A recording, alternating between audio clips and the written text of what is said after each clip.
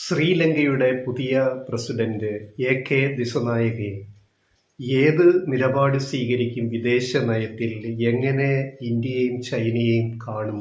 തൊട്ടയൽ രാജ്യങ്ങളായ വൻകര ശക്തികളായ ശ്രീലങ്ക ദ്വീപ് രാജ്യമാണ്.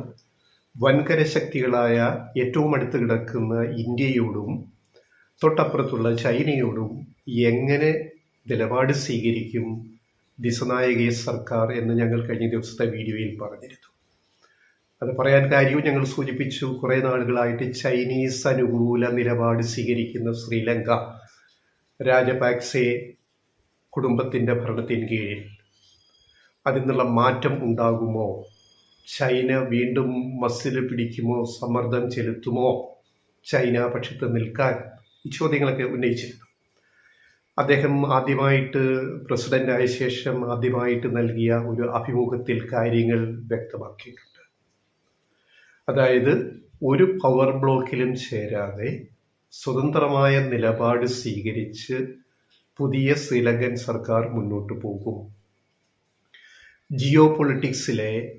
ദക്ഷിണേഷ്യയിലെ ജിയോ പൊളിറ്റിക്സിലെ ഒരു ഗ്രൂപ്പിലും ചേരാൻ ശ്രീലങ്ക ആഗ്രഹിക്കുന്നില്ല. അതേസമയം ഇന്ത്യയുമായും ചൈനയുമായും ഏറ്റവും നല്ല ബന്ധം സൂക്ഷിക്കാനും അത് മുന്നോട്ട് കൊണ്ടുപോകാനും ശ്രീലങ്ക ആഗ്രഹിക്കുന്നു.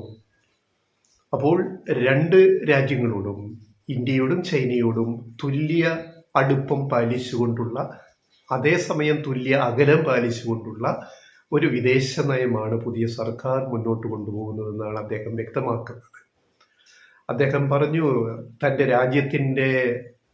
ഗവൺമെൻറ്റിൻ്റെ പ്രഥമ പരിഗണന കടക്കണിയിലായ സാമ്പത്തിക മേഖലയിൽ തകർന്നടിഞ്ഞ ശ്രീലങ്കയെ, രാജ്യത്തെ സാമ്പത്തികമായിട്ട് രക്ഷിക്കുക എന്നുള്ളതാണ് ഏറ്റവും വലിയ അടിയന്തര കടമ എന്നാണ് അദ്ദേഹം ഈ അഭിമുഖത്തിൽ പറഞ്ഞത്.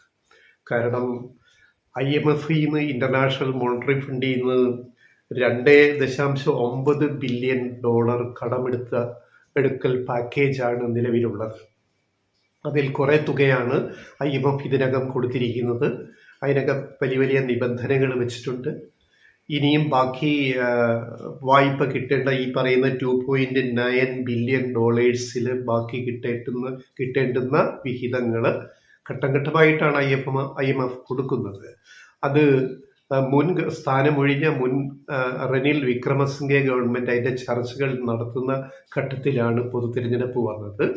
അപ്പോൾ വ്യവസ്ഥകളിൽ ഇളവ് കൊണ്ടുവരാൻ സാധിക്കുമോ, കൂടുതൽ സാമ്പത്തിക സഹായം കിട്ടുമോ തുടങ്ങിയ കാര്യങ്ങളൊക്കെ IMF-ഉമായിട്ട് വൈകാതെ ചർച്ച ചെയ്യുമെന്നും പുതിയ പ്രസിഡന്റ് വ്യക്തമാക്കിയിട്ടുണ്ട്.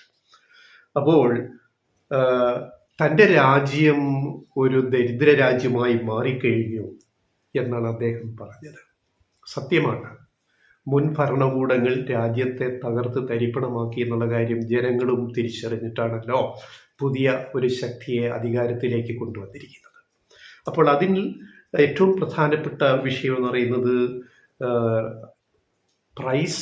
വിലക്കയറ്റം, അതിരൂക്ഷമായ വിലക്കയറ്റമാണ്.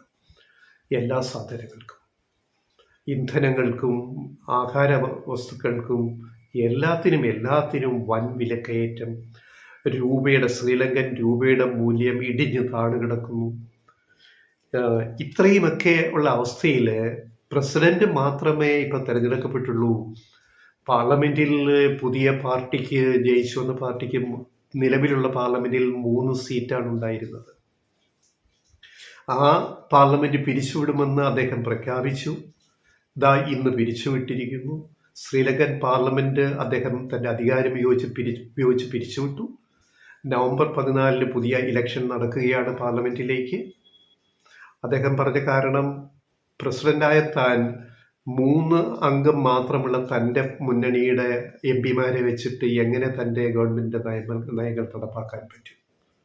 അപ്പോൾ നമ്മെ അനുകൂലിക്കുന്ന ഒരു പാർലമെന്റ്, ഈ പ്രസിഡന്റ് അധികാരത്തിൽ വന്നതുപോലെ ജനഹിതം അതാണ്.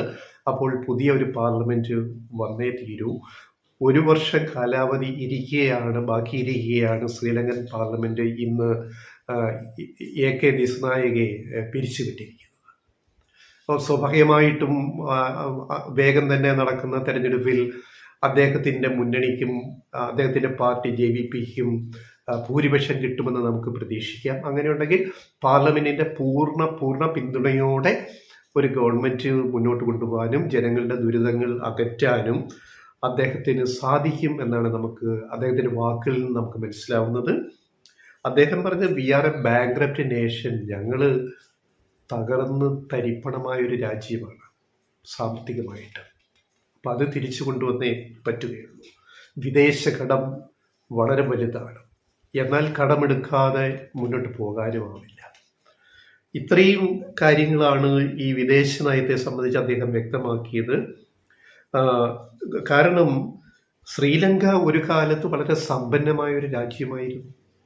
ഈ സിവിൽ വാർ, ആഭ്യന്തര യുദ്ധം, LTT, തമിഴ് പുലികളും സിംഹളരും അതുപോലെ പട്ടാളവും തമ്മിലുള്ള ആഭ്യന്തര സമരം, സിവിൽ വാറൊക്കെ തുടങ്ങുന്നതിന് മുമ്പൊക്കെ ശ്രീലങ്ക ടൂറിസവും അല്ലാതെ കൃഷി, മറ്റു കാര്യങ്ങൾ, വ്യവസായം എല്ലാത്തിലുമൊക്കെ വളരെ മുൻപന്തിയിലെത്തിയ വളരെ സമ്പന്നമായ ഒരു പൈതൃകം, ഒരു ഭൂതകാലം ശ്രീലങ്കയ്ക്കുണ്ട്.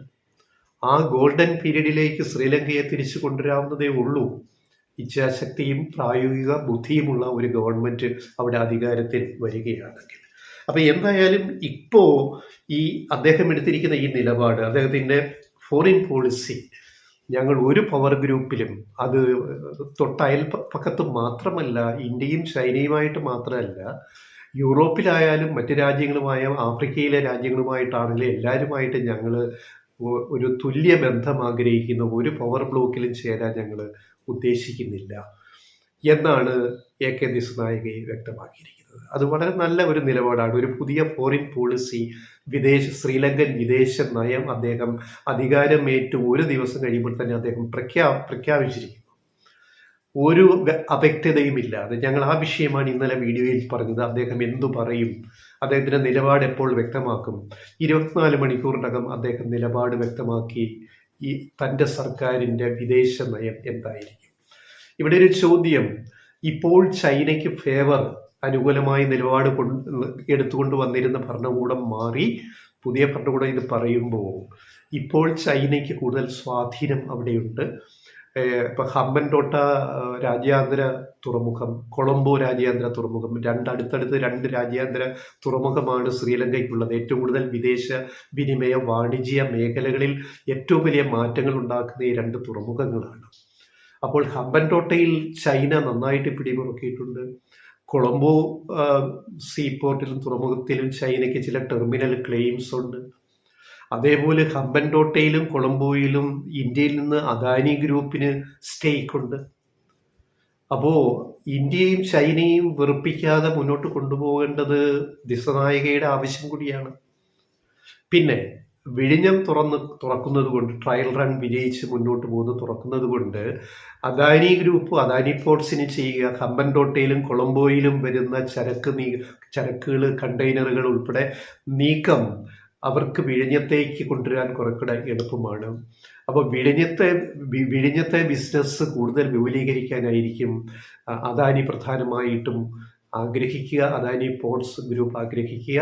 അതേസമയം ഹമ്പൻടോട്ടയിലും കൊളംബോയിലുള്ള ക്ലെയിം അവരവിടെ നിലനിർത്തിക്കൊണ്ട് തന്നെ ആ ബിസിനസ് മുന്നോട്ട് കൊണ്ടുപോവുകയും അതിൽ നിന്നും കൂടുതൽ നേട്ടങ്ങൾ വിഴിഞ്ഞത്തേക്ക് കൊണ്ടുവരികയുമായിരിക്കും അദാനി പോർട്സിൻ്റെ ഉദ്ദേശമെന്ന് നമുക്ക് ഊഹിക്കാൻ കഴിയും. എന്നാൽ ചൈനയ്ക്കാണ് ഇവിടെ നഷ്ടം സംഭവിക്കുന്നത്. ഹമ്പൻടോട്ടയിലെ പിടി അയയുന്നു, കൊളംബോയിലെ പിടി അയയുന്നു, ഭരണകൂടത്തിലെ പിടി അയയുന്നു. അപ്പോൾ ചൈനയെയും ഇന്ത്യയും തുല്യ മിത്രങ്ങളാക്കി കാണാൻ പുതിയ ഭരണകൂടം തയ്യാറെടുക്കുമ്പോൾ അവിടെ ചെറുതോ വലുതോ ആയ നഷ്ടം സംഭവിക്കുക ചൈനയ്ക്കാണ്, ഇന്ത്യക്ക് നേട്ടവുമാണ് ഉണ്ടാകാൻ പോകുന്നത്. അദ്ദേഹത്തിൻ്റെ വിദേശ നയത്തിൽ നിന്ന് നമുക്കിപ്പോൾ പഠിക്കാവുന്ന ഒരു കാര്യം അതാണ്.